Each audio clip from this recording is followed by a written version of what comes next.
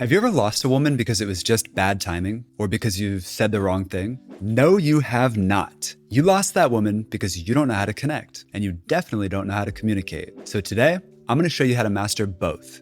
And at the end of this video, I'm gonna give you a 3-step formula to show you how to never lose a woman again. This is the exact framework that allowed me to date hundreds of women and fall in love with the perfect one for me. And it's the same framework that helped 21 of my clients create life-changing relationships with extraordinary women. So if you feel like the attraction always fizzles out, or women seem to kind of just stop feeling it, then this is the video you've been waiting for. Let's get it. Raise your hand if you've been on a date that didn't have the chance to crash and burn because it never really launched.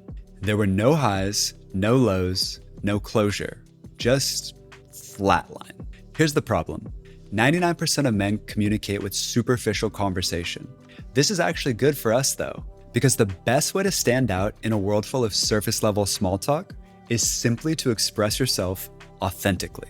And that means sharing your thoughts, opinions, stories, values, fears, ambitions, humor, and ultimately yourself. When you communicate authentically, you don't just talk, you bare your soul, so that she actually understands what she's signing up for by dating you. And that is how you create a magnetic personality, one that repels incompatible women and attracts the ones who are right for you. Because let's be smart about this. You don't want to waste time dating the wrong women. You want to focus your efforts entirely on the right ones. So, how do you do it? Enter the 3 V's. The 3 V's of authentic communication are vision, voice, and vulnerability. Number 1, vision. Embarrassingly late in my dating career, I still had no idea what I actually wanted in a relationship. Did I want kids? Did I want to live in America? Did I want a woman who balanced my weaknesses or a woman who doubled down on my strengths? I really didn't know. And that's how I know that you probably don't know either. Honestly, it's not your fault. The hustle and bustle of modern life keeps us too busy to ask ourselves these fundamental questions. But that's why we're doing the work now. Because your vision isn't just what you want in a relationship, it's how you see the world. When you share your vision, you share yourself. You help her feel safe and welcome in the bigger picture of who you are.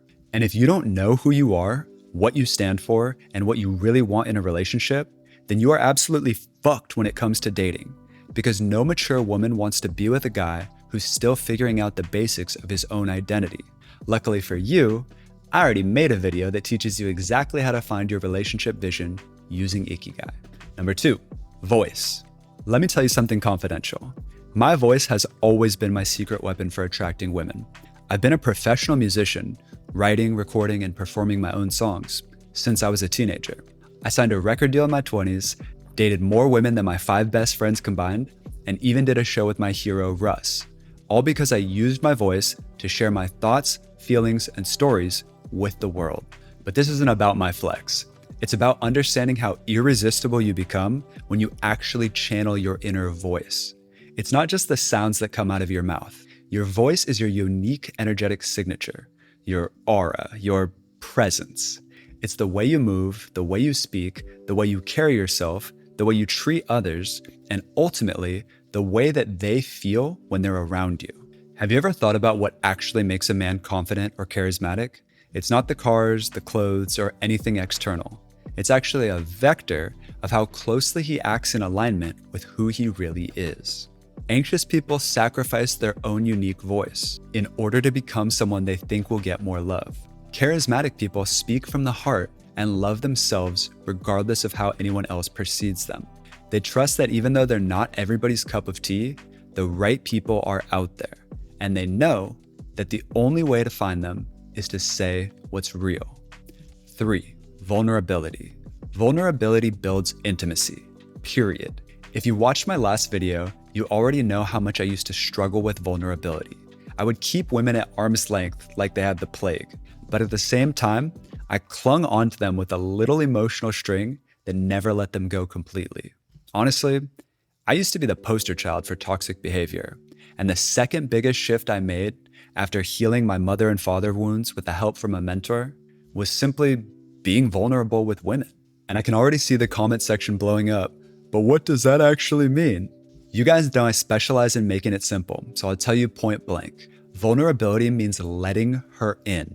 It means letting down your walls and letting who you really are to come forward.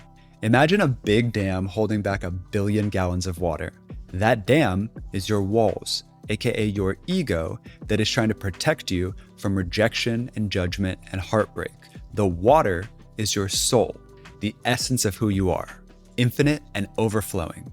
Every day, just a little bit of you trickles over the top of the dam as you make small talk with your coworkers and shoot the shit with your friends. But if you want to actually connect with a woman on a deeper level, you gotta really let that shit flow. Now here's why this is such a great analogy. What would happen if you let all the walls down at once? I'm talking to the camera like it's one of my students. If you let all the walls down at once, there would be massive flooding. If you pop off on a first date like, I'm scared of death and I feel like my parents never really loved each other and I feel like it's my fault and I get hives when I eat jalapenos and sometimes I forget to wash my armpits when I shower, then she is going to drown. She's going to get washed away and you're never going to see her again and you're going to think that there's something wrong with you, when in reality, there's nothing wrong with you. You just completely overwhelmed her. So start small, then slowly but surely let your walls down. Tell her about your favorite music, places you used to go as a child, and your dreams for the future. As you open up to her, she will open up to you too. And together, you grow more vulnerable with each other as you build safety and trust. Well, let's talk about water made me thirsty. You debate. Okay, so if the 3 V's are the foundations for authentic communication, this next part is your back pocket playbook for creating emotional connection. This is the exact framework I teach my clients so they can create healthy, fun, and safe experiences for women. It's called the BEAR method, and it's all about listening to understand, not just to respond. B is for be present. Put the phone down, look her in the eyes, stop dwelling about the past, stop worrying about the future, let go of everything that needs to be done today and where you're going next. Be here, be now. A is for ask open-ended questions. Go beyond, how was your day? Ask her about her dreams, her fears, her values. Learn why she cares about the things that she cares about. Find out when she realized they were important, where she picked up her habits, what really matters to her, and how she became the person that she is. I have an entire masterclass on this, and if you want it, just follow me on Instagram and shoot me a message.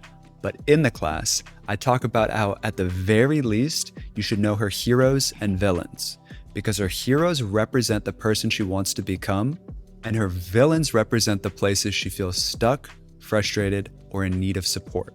R is for reflect. Mirror her energy. Don't just nod your head and agree. If she's smiling and upbeat, match her enthusiasm and spin her around. If she's sad and slow, sink into the couch with her. Paraphrase her statements and reflect her sentiments. Like, if I'm hearing you correctly, you're saying that no birth control is safe for women, and we actually live in a society that's completely meant for them to fail. Or, it sounds like your boss is a fucking asshole. That must be really challenging to feel like you're progressing slower in your career because this idiot doesn't see how brilliant you are. Let her know she's truly being heard. E is for empathize. Don't fix, don't judge, just be with her. Put yourself in her shoes and feel what she's feeling. That doesn't mean that you have to cry too. What she really wants is for you to remain stable and grounded while recognizing that she is having a human experience that is challenging in different ways than your own. You've probably heard the phrase, creating space for someone. You've probably wondered, what the fuck does that actually mean? Creating space means witnessing her emotions, feeling them within yourself, and being comfortable enough with them to continue supporting her without needing support yourself. Think of it like when a child falls down and scrapes his knee. He's in pain and struggling to handle it. But if you freak out and panic, then he only gets more stressed out. So creating space for him means acknowledging his pain while staying calm so that he knows that he's going to be okay. That's what builds trust. The more emotionally safe and seen she feels, the stronger the bond becomes. But it doesn't happen overnight, which leads us to your hidden superpower. Great communication isn't a one-time thing. It's a lifestyle choice.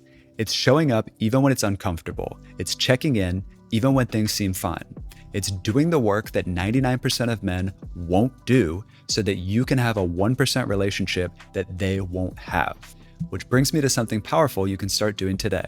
Want to deepen your connection even more? Start reflecting daily with a simple journaling practice. I know at first glance, journaling might seem like an activity for teenage girls, but you don't have to use gel pens or fuzzy notebooks. At its core, journaling is really just having a conversation with yourself. It's creating space to let yourself speak, and it's being there to listen to yourself. Because let's be honest, if you can't have a deep conversation with yourself, then you're really not ready to have a deep conversation with a sophisticated woman. I give my relationship mastery clients a set of journal prompts to guide this process, and I've made it available to you too in the link below. Fair warning, this level of clarity makes you dangerous in the best way possible. All right, let's recap. Use the 3 V's to master authentic communication: vision, voice, and vulnerability. Use the BEAR method to build real emotional connection. Be present, ask questions, reflect daily, and empathize with her. And finally, stay consistent. When your presence becomes a safe place, she stops wondering if you're the one because she already feels at home. Next week, we're getting swifty with lesson 4, building attraction through confidence and authenticity. This is the secret to captivating women without playing games, chasing, or trying to impress her. If you've ever felt like you're more into her than she's into you, this next lesson will change everything. And as always, if you're ready to get serious about finding your dream partner, book a one-to-one clarity call with me using the link below. Let's get clear on what's holding you back and build a personalized plan to help you attract the relationship you've always wanted. Thanks for watching. I'll see you next week.